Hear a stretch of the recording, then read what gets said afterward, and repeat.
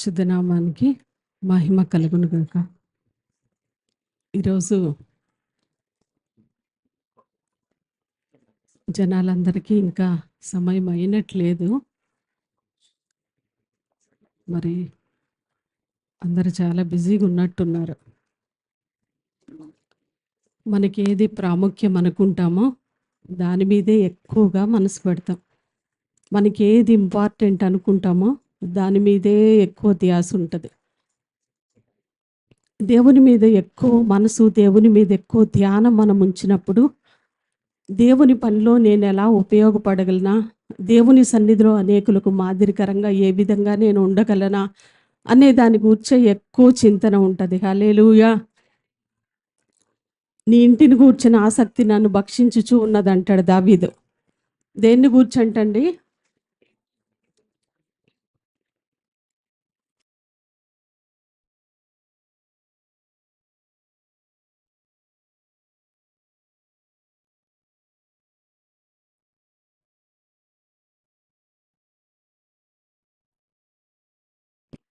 దేవుని ఇంటిని గూర్చిన ఆసక్తి భక్షించుచున్నది. భక్షించుచున్నదంటే తినేస్తుందని అర్థం. కొన్ని రోగాలు ఉన్నాయి. సపోజ్ కుష్ఠవ్యాధి ఉందనుకోండి, ఆ వ్యాధి ఉధృతమయ్యే కొద్దీ లోపల శరీరాన్ని తినేస్తూ ఉంటుంది. అలాగా దావీదు కంట ఏదో రోగం కాదు, దేవుని ఇంటిని గూర్చిన ఆసక్తి ప్రతిదినము తినివేస్తూ ఉందంట. అలాంటి కృప దేవుడు మనందరికీ అనుగ్రహించునుగాక. రాని వాళ్ళతో మనకు సంబంధం ఏం లేదు. వచ్చిన మనము దేవుని సన్నిధిలో దేవుడు మనల్ని ఎలా మాట్లాడబోతున్నాడో దాన్ని మనం ఆలోచిద్దాం. రాని వాళ్ళని గూర్చిన చింతన మనకేం లేదు. వచ్చిన మనం ఇంత ప్రయాసపడి పనులన్నీ మానుకొని దేవుని సన్నిధికి వచ్చారు. దేవుడు ఈ రోజున మనల్ని ఎలా మాట్లాడాలి, మనల్ని ఎలా హెచ్చరించాలో దాన్ని మనం జాగ్రత్తగా తీసుకుందాం. హల్లెలూయా. ఈ యొక్క కీర్తనల గ్రంథం ద్వారా దేవుడు మనతో చక్కగా మాట్లాడుతూ ఉన్నాడు కదండి. దేవుడు మనల్ని దర్శిస్తూ ఉన్నాడు. దేవుడు బలపరుస్తూ ఉన్నాడు. ఆదరణ లేని వారికి ఆదరణ కలిగిస్తూ ఉన్నాడు. హల్లెలూయా. ఎలా ప్రభువుని స్తుతించాలో ఇంకా ఇంకా ప్రభు మనకి చాలా స్పష్టంగా నేర్పిస్తూ ఉన్నాడు. హల్లెలూయా. ఈ రోజున మనము చదివిన కీర్తనలో మొట్టమొదటి వచనము నేను అనుకుంటూ ఉన్నా, ఆ ఒక్క వచనంతో ఈ రోజున ముగిచ్చేయచ్చేమో అనిపిస్తుంది అనమాట. 20 వచనాలు ఉన్నాయి. అమ్మో పాస్టమ్ గారు 20 వచనాలు ఉన్నాయి, దగ్గర దగ్గర గంట తీసుకుంటారేమో అనుకొని మీరు భయపడాల్సిన అవసరం లేదు. గంట నాకు సమయం ఇవ్వలేదు. ఎప్పుడు నేను చాలా త్వరగా ముగిస్తా అంటాను, కానీ వెళ్ళిపోతూ ఉంటా. చాలా త్వరగానే ముగించుకుందాం. కీర్తనకారుడు దావీదు వ్రాసిన కీర్తనాన్ని మనం హెడ్లైన్స్లో చూస్తూ ఉన్నాం. నా పూర్ణ హృదయముతో నేను యెహోవాను స్తుతించెదను. అందరూ ఇటు చూస్తారండి. అదొక్క వచనమే నేను చెప్తా. నా పూర్ణ హృదయముతో నేను యెహోవాను స్తుతించెదను. ఎలా స్తుతిస్తాను? సగం హృదయముతో కాదు, పూర్ణ హృదయముతో నేను స్తుతిస్తాను. ఎలాగ స్తుతించగలము పూర్ణ హృదయముతో అని మనము ఆలోచిస్తే, దేవుడు ఏమై ఉన్నాడో ఎరుగకుండా, ఆయన యొక్క గుణలక్షణాలు ఏంటో మనము ఎరుగకుండా ఆయన స్తుతించలేం కదండి. అవునా కాదా? దేవుణ్ణి ఎంతగా మనం ఎరుగుతూ ఉన్నామో, దేవునిలో ఎంతగా మనం బలపడుతూ ఉన్నామో, ఆయన ఏమై ఉన్నాడో, మన కష్టకాలంలో ఆయన ఏమై ఉన్నాడో, మనం ప్రార్థించినప్పుడు ఆయన ఏమై ఉన్నాడో, మనము ఇరుకులో ఉన్నప్పుడు ఆయన ఏమై ఉన్నాడో ఎరుగుకుండా దేవుణ్ణి స్తుతించగలమా? అస్సలు స్తుతించలేం. సమరయ స్త్రీతో సంభాషణలో యేసుక్రీస్తు ప్రభువారు సమరయ స్త్రీ ఆ సంభాషణలో ఒక మాట ఉంటుంది. యోహాను సువార్త 4వ అధ్యాయంకి వెళ్ళిపోదాం.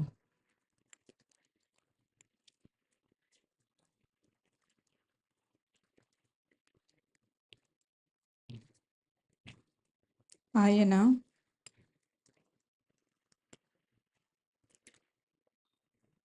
20వ వచనం. మా పితరులు ఈ పర్వతమందు ఆరాధించిరి గాని ఆరాధింపవలసిన స్థలము యెరూషలేములో ఉన్నదని మీరు చెప్పుదురని ఆయనతో అనగా, యేసు ఆమెతో ఇట్లనెను, చదువు. అమ్మా, ఒక కాలము వచ్చుచున్నది. ఆ కాలమందు ఈ పర్వతము మీదనైనను యెరూషలేములోనైనను మీరు తండ్రిని ఆరాధింపరు. నా మాట నమ్ముము. మీరు మీకు తెలిసిన దానిని ఆరాధించువారు. మేము మాకు తెలిసిన దానిని ఆరాధించువారము.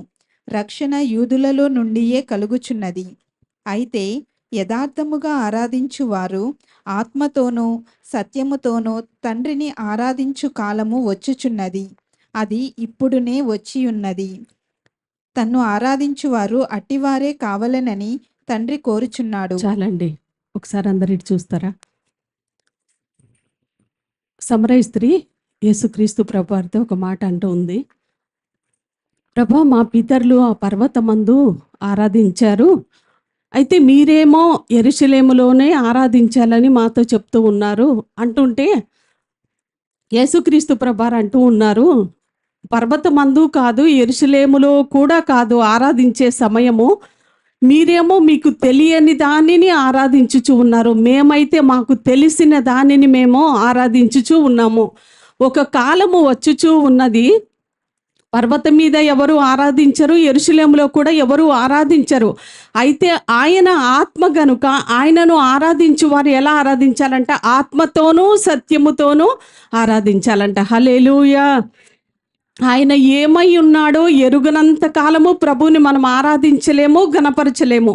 ఎలాగాని నేను మీకు ఖచ్చితంగా చెప్తా. దావీదు దేవుని సన్నిధిలో అంటూ ఉన్నాడు, నా నీతికి ఆధారమగు దేవా అంటూ ఉన్నాడు. గత కీర్తనలో మనం చూసాం కదా. మరి ఈరోజు కీర్తనలో కూడా ఒక మాట అంటూ ఉన్నాడు, మరణ ద్వారమున ప్రవేశించకుండా నన్ను ఉద్ధరించువాడా. ఇలాంటి మాటలు మీరు ఎప్పుడైనా ఉపయోగించారండి? నా రాజా అంటాడు దావీదు, నా దేవా అంటాడు, నాకు వెలుగు ఆయనే, సత్యము ఆయనే, నా నీతికి ఆధారమగు దేవుడు ఆయనే. ప్రభువుని ఎంతగా ఎరిగాడోనండి దావీదు. ఈ కీర్తనల గ్రంథంలో చూస్తే మనకు అర్థమవుతుంది. ఆయన ఎరిగిన దాన్ని బట్టి ఈ యొక్క కీర్తనలన్నీ ఉన్నాయి. హల్లెలూయా. ఆయనే నాకు సత్యము, ఆయనే నాకు వెలుగు, ఆయనే నాకు మార్గము అని మన జీవితాల్లో కూడా ప్రభుని ఎరుగనంత కాలము ప్రభుని మనం స్తుతించలేము. అదే దావీదు అంటూ ఉన్నాడు, నా పూర్ణ హృదయముతో నేను యెహోవాను స్తుతించెదను. సగం సగం హృదయముతో కాదు, మనస్సు అటువైపు కొంచెం పెట్టి మనస్సు ఇటువైపు కొంచెము పెట్టి కాదు. కొన్నిసార్లు ఏంటంటే కొంతమంది మనుషులు దేవుని పైన విశ్వాసం ఉంచుతారు, అటు లోకం వైపు ఉంటారు. ఆ విధంగా కాదు. కాలేబును గూర్చి ఒక మంచి మాట ఉంటుంది, పూర్ణ హృదయముతో కాలేబు నన్ను వెంబడించాడు. హల్లెలూయా. ఆ పూర్ణ హృదయముతో అతను వెంబడించటాన్ని బట్టి మరి కనానులో ప్రవేశించటానికి అతనికి మాత్రమే నేను అవకాశం ఇస్తాను అంటారు. హల్లెలూయా. దేవుణ్ణి ఎరిగి ఎన్ని సంవత్సరాలు అయిందండి మనం?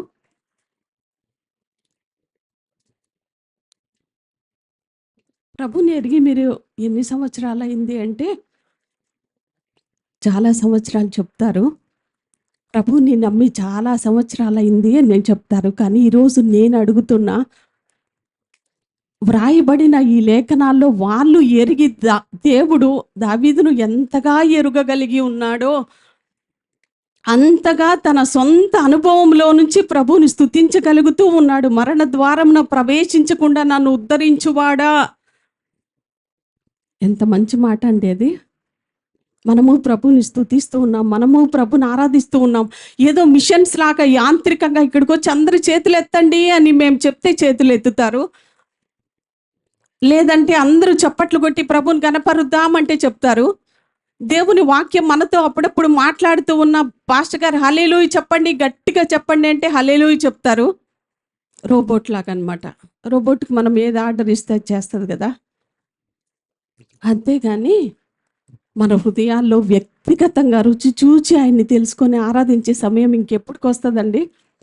దావీదు ఈ రోజున కీర్తనల గ్రంథం ద్వారా దేవుడు మనతో మాట్లాడుతూ ఉన్నాడు, పూర్ణ హృదయముతో ఆయనను స్తుతించాలి. దేవుడు సమరయ స్త్రీతో అంటూ ఉన్నాడు, ఆత్మతో సత్యముతో ఆరాధించే కాలము వస్తుంది, అది వచ్చే ఉన్నది అని చెప్పి అంటాడనమాట. సమరయ స్త్రీ ఎరుగనంత కాలం అలాగా ఉంది. ఎప్పుడైతే ప్రభువుని ఎరిగిందో, ఎప్పుడైతే ప్రభు మాట ఆమె విన్నదో, మరి యేసుక్రీస్తు ప్రభువారు ఒక ప్రవక్తని ఎప్పుడైతే ఆమె ఎరిగిందో, సమరయ పట్టణానికి వెళ్ళిపోయి ఆ సుకారు ప్రాంతానికి వెళ్ళిపోయి నేను చేసినవన్నీ నాతో చెప్పిన ప్రభువుని వచ్చి చూడుడి. హల్లెలూయా, హల్లెలూయా. ప్రభు ఆమెకి రియల్ అయ్యాడండి. ఇంకా దేవుడు ఎలాంటి వాడో అంతకు ముందు ఆమె ఎరిగింది వేరు, ప్రభు వచ్చిన తర్వాత దేవుడు మాట్లాడిన తర్వాత సమరయ స్త్రీ ఎరిగింది వేరు. ఎవరు చెప్పలేదు ఆమెకి, నువ్వు వెళ్ళి సుకారు ప్రాంతం నీ ఊరంతట్లో ప్రభువుని గురించి ప్రకటించమ్మా అని ఎవరు చెప్పలేదు. యేసుక్రీస్తు ఏంటో సమరయ స్త్రీ చూస్తూ ఎరుగగలిగింది కాబట్టి రండి రండి అంటూ ఉంది. వాళ్ళు అంటూ ఉన్నారు, ఈమె వెళ్ళి నేను చేసినవన్నీ నాతో చెప్పిన ఆ దేవుణ్ణి మీరు వచ్చి చూడండి అని చెప్పి, అప్పుడు ఆమె చెప్పింది వేరు. ఆ ఊరు ప్రజలందరూ, సుకారు ప్రాంత ప్రజలందరూ యేసుక్రీస్తు ప్రభువారి యొద్దకు వచ్చిన తర్వాత వాళ్ళు అన్నమాట, ఒకప్పుడు నువ్వు చెప్తే మేము విన్నాం కానీ ఇప్పుడు మాకు అర్థమవుతుంది ఈయన లోకరక్షకుడు. హల్లెలూయా. ఏమాత్రం ఎరుగగలిగామండి దేవుణ్ణి మనం ఈ కాలానికి? పాటలు పాడుతూ ఉంటాం, ఏదో సింపుల్గా అట్లా పాడేస్తూ ఉంటాం. ఇంకా కొంతమంది అయితే కనీసం ఆ పాటలో ఇన్వాల్వ్ అవుతారో లేదో కూడా నాకు అసలు తెలియదు. దేవుని సన్నిధి ఇక్కడ బలంగా ఉన్నప్పటికీ నీ దేవుని ఆత్మ మన మధ్యన సంచరిస్తూ ఉన్న అది ఎరుగని ప్రజలు ఎంతో మంది ఉంటారు. కొన్నిసార్లు నేను పాట పాడుతూ ఉన్నప్పుడు నాకు ఇప్పటికీ అనుభవమే, యెహోవా నా బలమా నా అతిశయ కారణం అనే పాట ఉంటుంది. ఆ పాటలో బలహీన సమయంలో నీవే నా బలముగా నిలిచావు. ఆ చరణం పాడేటప్పటికి నేను ఆగిపోతా, ఇంకా పాడలేను. లోపల నాకు ఒక తెలియని దుఃఖం అన్నమాట. ఆ ఏడ్పుతో ఇంకా వచనాన్ని నేను పాడలేను. కరిష్మా కూడా కొన్నిసార్లు నేను స్టాప్ అవ్వగానే తను కూడా స్టాప్ చేసేసిద్ది. అంటే నేను అనుభవిస్తూ పాడుతూ ఉంటా, ప్రభా ఎన్నోసార్లు కదా నేను బలహీనమైనప్పుడు నువ్వు నన్ను ఎలా లేవనెత్తావు, నీవే నా బలమయ్యావు కదా. నేను అనుభవిస్తూ పాడుతూ ఉంటా. కొన్నిసార్లు నా ఏడుపు వచ్చినా ఇక్కడ కంట్రోల్ చేసుకుంటూ ఉంటా, అందరికీ కనబడకూడదు అనేసి. పూర్ణ హృదయముతో ప్రభుని స్తుతించటం అంటే ఏంటో దావీదు మనకి నేర్పిస్తూ ఉన్నాడండి ఈ రోజున. పూర్ణ హృదయముతో ప్రభుని స్తుతించే బిడ్డలుగా మనం ఉంటే, పూర్ణ హృదయముతో ఆయన నామాన్ని మహింపరిచే బిడ్డలుగా ఉంటే దేవుని ఆశీర్వాదాలన్నీ మనవే. హల్లెలూయా. ఆరాధించే విషయంలో ఇంతకు ముందు చెప్పాను, ఆరాధించే విషయంలో దావీదు తర్వాతనేమే ఎవరైనా అనిపిస్తుంది. ఒక మహారాజయ్యి ఉండి ఆయన దేవుని మందసం ముందు నాట్యమాడుతూ వెళ్తూ ఉన్నాడు. ఏమర్థమై ఉండొచ్చు దావీదికి? దేవుని స్తుతిద్దాం, గణపరుద్దాం అంటే ఒక సంతోషం ఉండదు, ఒక ఉద్యమం ఉండదు, చప్పట్లు కొట్టలేము, ఇంట్లో పని చేసి అలసిపోతారేమో, ఇక్కడికి వచ్చి అట్లా కూర్చొని ఉంటాం బొమ్మల్లాగా.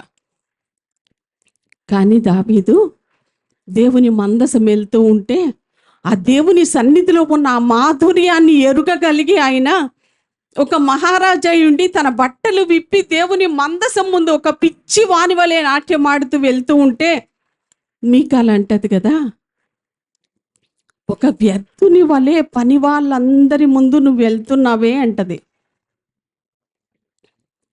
ఆమెకు అది అర్థమైంది, దావీదికి ఇది అర్థమైంది. హల్లెలూయా, హల్లెలూయా. ఎవరు ఏమనుకున్నా, ఎవరు ఎలా స్పందించినా, మనల్ని కొన్నిసార్లు ఏడుపు వస్తూ ఉన్నా, చేతులు ఎత్తి స్తుతించాలా ఉన్న పక్కన వాళ్ళకి అటు ఇటు చూసి మనం భయపడుతూ ఉంటాం. నేను ఏడిస్తే వీళ్ళేమనుకుంటారో, నేను చేతులు ఎత్తితే వీళ్ళేమనుకుంటారో. దావీదు అంటూ ఉన్నాడు, పూర్ణ హృదయముతో నేను నిన్ను స్తుతిస్తాను. హల్లెలూయా. యెషయా గ్రంథం 29:13 ఒకసారి చదవండి.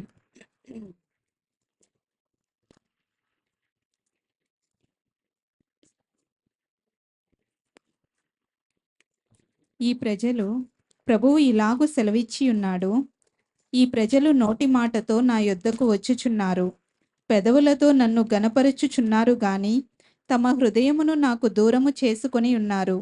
వారు నా ఎడల చూపు భయభక్తులు మానవుల విధులను బట్టి వారు నేర్చుకొనినవి. చాలండి. అదే మాట మత్తయి సువార్తలో ఒకసారి త్వరగా చదివేద్దాం. మత్తయి సువార్త 15:9 కూడా యేసుక్రీస్తు ప్రభువారు చాలా స్పష్టంగా మాట్లాడుతూ ఉన్నారు. ఈ ప్రజలు తమ పెదవులతో నన్ను గనపరచుదురు గాని వారి హృదయము నాకు దూరముగా ఉన్నది.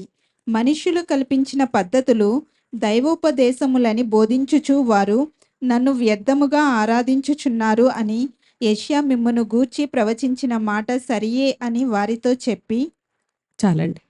ఒకసారి ఇటు చూస్తారా? దేవుడు చాలా స్పష్టంగా మాట్లాడుతూ ఉన్నారు.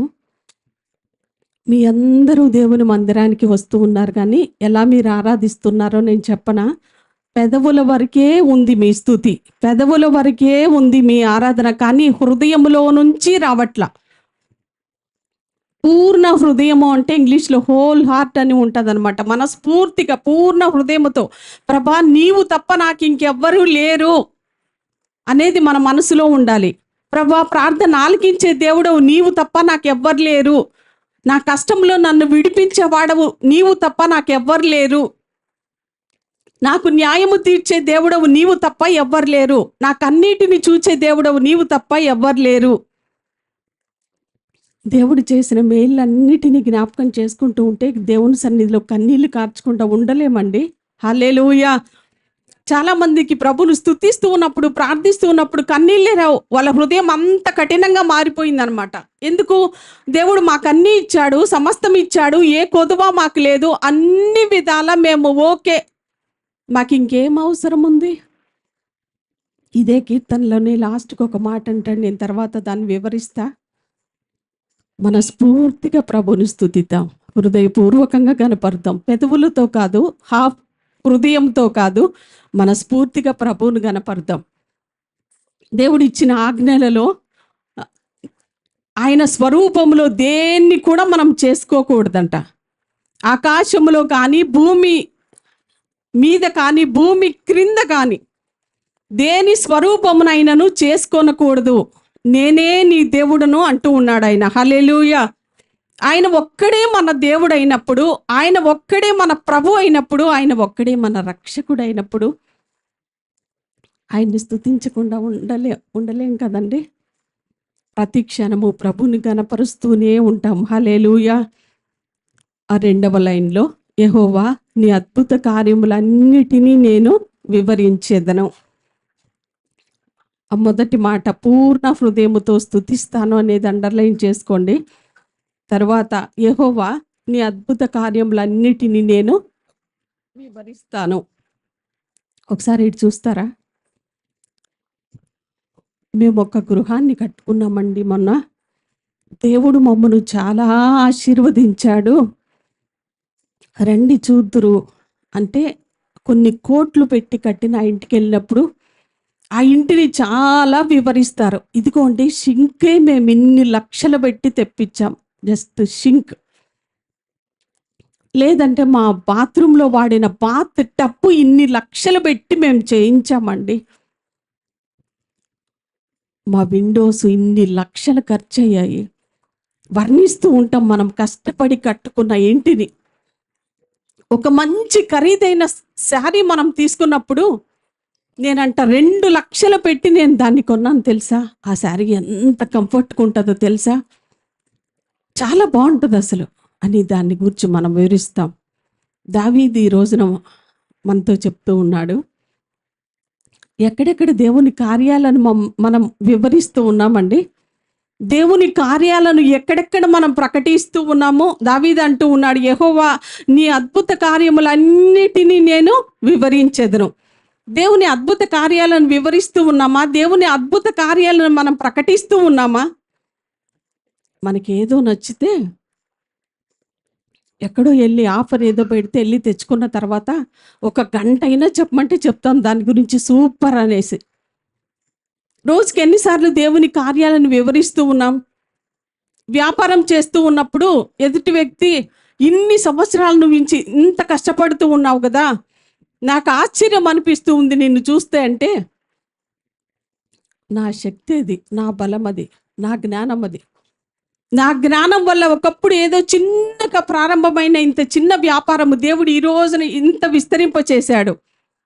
ఎదుటి వాళ్ళు అన్నప్పుడు మేము అనుకోలేదు మీ వ్యాపారం ఇంత అభివృద్ధి చెందుతుందని అన్నప్పుడు దేవానికి స్తోత్రమయ్యా, నాకు మంచి అవకాశం ఇచ్చావు, నీ కార్యాలను, నీ అద్భుత కార్యాలను ప్రకటించటానికి అని చెప్పేసి ఒకప్పుడు చాలా ఇదిగా ఉండేవాళ్ళమండి. కానీ దేవుడు మమ్మల్ని దీవించాడు, ఆశీర్వదించాడు. ఒక మంచి అవకాశం ఎప్పుడు వస్తాదా అని వెయిట్ చేయాలండి. చాలాసార్లు మీరు అనేక మందితో ఉదయం లేచారంటే అనేక మందితో మనం మాట్లాడుతూ ఉంటాం, సంభాషిస్తూ ఉంటాం. నాకు తెలిసి ఫోన్లోనే చాలా సమయం అయిపోతూ ఉంటుంది కొంతమందికి. మరి రోజంతట్లో దేవుని కార్యాలను మనం ఎప్పుడెప్పుడు ఎలా వివరిస్తూ ఉన్నాం? ఆయన కార్యాలను మనం జ్ఞాపకం చేసుకుంటూ ఉన్నామా? మన కాలేజీలో పిల్లలు ఉన్నారు, స్టూడెంట్స్ ఉన్నారు. మరి కాలేజీలో మరి ఉన్న వాళ్ళ ఫ్రెండ్స్తో కానీ, మనం జాబ్ చేసే స్థలంలో కానీ, మనం వ్యాపారం చేసే స్థలంలో కానీ దేవుని కార్యాలను మనం వివరిస్తూ ఉన్నామా? చాలాసార్లు క్రైస్తవులుగా మనం ఉంటాం, కానీ క్రీస్తును ప్రకటించే అటువంటి జ్ఞానమే మనకు ఉండదు. దేవుడు చేసిన గొప్ప కార్యాలను ప్రకటించే బాధ్యతే మన మీద ఉండదు. నేను ప్రభు నమ్మక ముందు ఇంటర్మీడియట్ నేను ఫస్ట్ ఇయర్ చదివే టైంలో మేరీ అనే ఒక అమ్మాయి ఉండేది. జస్ట్ ఆ పేరు వరకే క్రిస్టియన్, కానీ ఆ సంవత్సరం అంతటిలో నేను క్రీస్తు బిడ్డను, దేవుడు చేసిన పని ఇదని నాకు ఎప్పుడూ తెలియచేయలేదు అమ్మాయి. మళ్ళీ నాకు చాలా దగ్గర ఫ్రెండ్ అనమాట. తన క్యారెక్టర్ కూడా అంత సరిగ్గా ఉండేది కాదు. నాకు అప్పుడు ఏం అర్థమయ్యేది కాదు. తర్వాత దినాల్లో అర్థమైంది. ఒక క్రైస్తవురాలు అయి ఉండి క్రీస్తుని గురించి నాకు ఎప్పుడు ఒక్క చిన్న మాట కూడా ప్రకటించలేదు కదా అని చెప్పేసి నేను అనుకున్నా. దావీదు అంటూ ఉన్నాడు, నా పూర్ణ హృదయముతో నేను యెహోవాను స్తుతించెదను. యెహోవా, నీ అద్భుత కార్యములన్నిటినీ వివరించెదను. మహోన్నతుడా, నేను నిన్ను గూర్చి, చదవండి, మహోన్నతుడా, నేను నిన్ను గూర్చి సంతోషించి హర్షించుచున్నాను. హల్లెలూయా. క్రీస్తును బట్టి మనకు ఆనందం ఉందా అండి? మన దేవుణ్ణి, మనము నమ్మిన మన దేవుణ్ణి బట్టి మనకు సంతోషం ఉందా? మనకు తెలుసు ఏ ఏ విషయాల్లో మనం సంతోషపడుతూ ఉన్నామో. దేవుని విషయంలో మనం ఎంత సంతోషిస్తూ ఉన్నామో, దేవుని విషయంలో ఎంత హర్షిస్తూ ఉన్నామో మన క్రియల్లో బయటపడిద్ది. దేవుడు అన్నాడు, హృదయం నిండి ఉన్న దాన్ని బట్టి నోరు మాట్లాడుతుందంట. మన హార్ట్లో ఏది ఉందో కొన్నిసార్లు అది బయటకు వస్తుంది, లోపల నింపబడిన దాన్ని బట్టి. దేవుని పట్ల, దేవుని కార్యాల పట్ల ఎంత సంతోషిస్తూ ఉన్నామో, ఎంత ఆనందం ఉందో మన క్రియల ద్వారా మనకు అర్థమైద్ది. హల్లెలూయా. దేవుణ్ణి ప్రేమించే దాన్ని బట్టి మనకు ఖచ్చితంగా అర్థమైద్ది. ఈయన అంటూ ఉన్నాడు, ఎంత మంచి మాట అండి, మహోన్నతుడా, నేను నిన్ను గూర్చి సంతోషించి హర్షించుచూ ఉన్నాను. దేన్ని బట్టి ఈయనకి సంతోషము? దేవుడు తన దేవుణ్ణి బట్టి తను ఆనందిస్తూ ఉన్నాడు. అంతకు ముందు కూడా మనం చదివాము ఒకసారి, 4వ కీర్తన 7వ వచనం చదువుతారా? వారి ధాన్య ద్రాక్షారసములు విస్తరించిన నాటి సంతోషము కంటే అధికమైన సంతోషము నీవు నా హృదయములలో పుట్టించితివి. చాలండి. దావీదుకి ఏంటంట సంతోషం? ఇంటి నిండా ధాన్యం వస్తేనా సంతోషము? ఇంటి నిండా ద్రాక్షారసం ఉంటేనా సంతోషం? నాటి సంతోషము కంటే, ఒకవేళ విస్తరించి ఉండొచ్చేమో, ఆ దినమున నాకు పడ్డ సంతోషము కంటే నా సంతోషం అంతా నీవే ప్రభువా. హల్లెలూయా. నేను చెప్పాల్సిన అవసరం లేదు. నేను నా వ్యక్తిగతంగా దేన్ని బట్టి నేను హర్షిస్తానో, ఉన్నట్టుండి ఎవరో ఒక గుర్తు తెలియని వ్యక్తి వచ్చి నా దగ్గరికి ఒక 5 లక్షల ధనం నాకు ఇస్తే నాకెంత సంతోషం ఉంటుంది.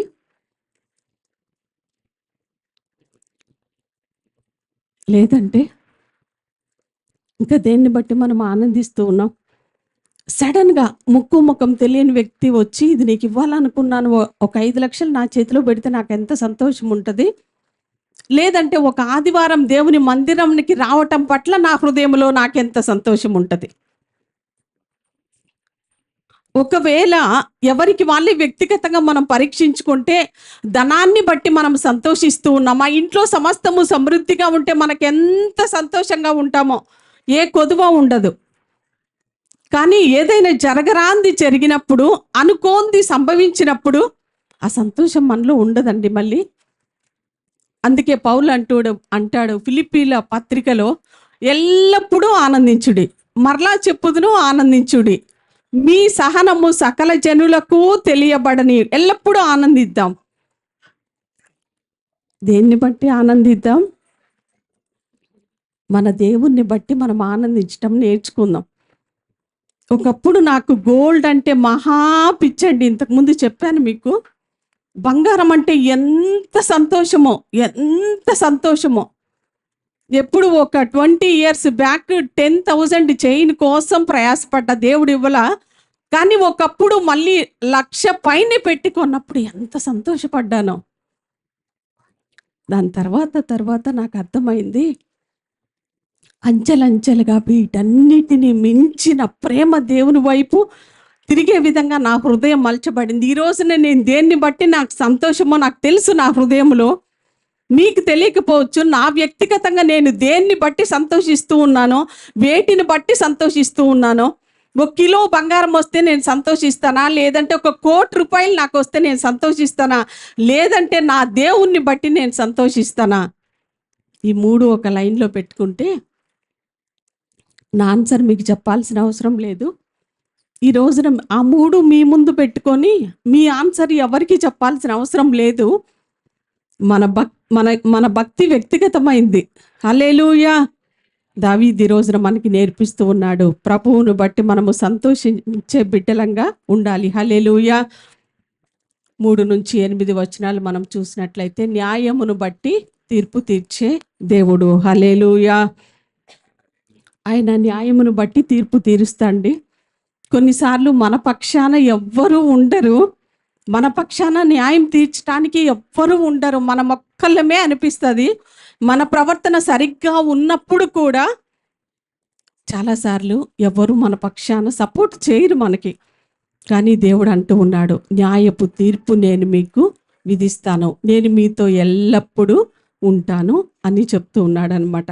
13వ వచనంలో, నేను నీ కీర్తి అంతటిని ప్రసిద్ధి చేయుచు సియోను కుమార్తె గుమ్మములలో నీ రక్షణను బట్టి హర్షించినట్లు యెహోవా నన్ను కరుణించుము. ప్రభా, నీవు నన్ను కరుణిస్తే, దావీదు అంటూ ఉన్నాడు, ప్రభా నీ కీర్తిని నేను ప్రసిద్ధి చేస్తాను. నువ్వు కరుణిస్తే అని కాదు, నువ్వు నాకు సహాయం చేస్తే అని కాదు, నీవు నాకు నడిపిస్తే అనే కాదు, నా జీవిత కాలం అంతయు నీ కీర్తిని గూర్చి నేను ప్రసిద్ధి చేస్తూనే ఉంటాను. ఆఖరి వచనం ఒక్కటి చదివేసి ముగిద్దామండి. ఆఖరి వచనం చదువుతారా? యెహోవా వారిని భయపెట్టుము, తాము నరమాత్రులమని జనులు తెలుసుకొందురుగాక. హల్లెలూయా. దావీదు అంటూ ఉన్నాడు, ప్రభువా, చాలా ఆశ్చర్యంగా ఉంది కదా ఈ మాట. భయపెట్టేదేంటి? ప్రభా, వారిని భయపెట్టయ్యా, వారు తాము నరమాత్రులమని తెలుసుకొందురుగాక. సపోజ్ శ్రేష్ఠ బయట ఉందనుకోండి, శ్రేష్ఠ రా అంట, రాదు అస్సలు. శ్రేష్ఠ ఒకసారి లోపలికి రా అంట, అస్సలు రాదు. అప్పుడు నేనేం చేస్తా, ఈ పిల్ల ఇన్నిసార్లు పిలుస్తున్నా రావట్లేదు కదా, శ్రేష్ఠ ఎక్కడ బూచి ఉంది అంటే పరిగెత్తి వచ్చేసిద్ది కదా. వాళ్ళ మమ్మీ మొన్న మధ్య అంటుంది, అక్క సరిగ్గా చదవట్లేదు, చెప్పిన మాట వింటలేదు అంటే, నేనన్నా భయపెట్టాను అనమాట. నువ్వు మాట వింటలేదా, చెప్పిన మాట వింటలేదా, చదవట్లేదా, లోపల ఒకటి ఉంది తీసుకొచ్చేసి నీ చేతికి అంటిచ్చేస్తాం, అది గట్టిగా లాగినా కూడా రాదు, భయపడుతుంది అప్పటి నుంచి. ఏం చేస్తాం, పిల్లలు మాట విన్నప్పుడు భయపెడతాం కదా, బూచి అని చెప్పేసి పిల్లల్ని మనం లోపల. దావీదు అంటూ ఉన్నాడు, ప్రభా వారిని భయపెట్టయ్యా, వారిని భయపెట్టి వారు తెలుసుకోవాలి ఒక సత్యం. ఆ సత్యం ఏంటంటే తాము నరమాత్రులమని తెలుసుకోవాలి. అంతలో వెలిగి అంతలో పోయే మన జీవితాలు. భూమి మీద మనం అనుకుంటాము ఇంకా నా జీవితము పర్మనెంట్, ఇంకా శాశ్వతము అనుకుంటాం. కానీ దావీదు అంటూ, తాము నరమాత్రులు మన అంతలో కనబడే అంతలో మాయమైపోయే జీవితాలు. భక్తుల జీవితాలు మనం చూసినట్లయితే వాళ్ళు దేవుని సన్నిధిలో ఎంతగా తగ్గించుకున్నారో. మేము పర్మనెంట్ అని ఎప్పుడు అనుకోలేదు భక్తులు. మేము ఇక శాశ్వతంగా ఇక్కడే ఉంటామని అనుకోలేదు. గుడారాల్లో నివసిస్తూ ఎక్కడికక్కడ దేవుని సన్నిధిని వాళ్ళు ప్రకటిస్తూ ఉన్నారు. ఒక వ్యక్తి ఏమో, అయ్యా నేను బూడిదను అంటే, ఇంకొక వ్యక్తి నేను మిన్నల్లిని అంటూ ఉన్నాడు. నేనేమో దేనికి పనికిరాని వాడనయ్యా. ఏది వాళ్ళు రాజుల స్థితిలో ఉన్నా కూడా ఆ విధంగా వాళ్ళు తగ్గించుకొని ప్రభునామాన్ని హెచ్చించారు. మన లైఫ్ ఇది చాలా షార్ట్ టైం అనేది మనం ఎప్పుడు తెలుసుకుంటామో, ఇది శాశ్వతమైంది కాదు, ఇది భూమి మీద మనం ఎప్పుడైతే తెలుసుకుంటామో దేవునికి భయపడతాం. దేవునికి భయపడే విధంగా దేవుడు మనల్ని దీవించి ఆశీర్వదించును గాక.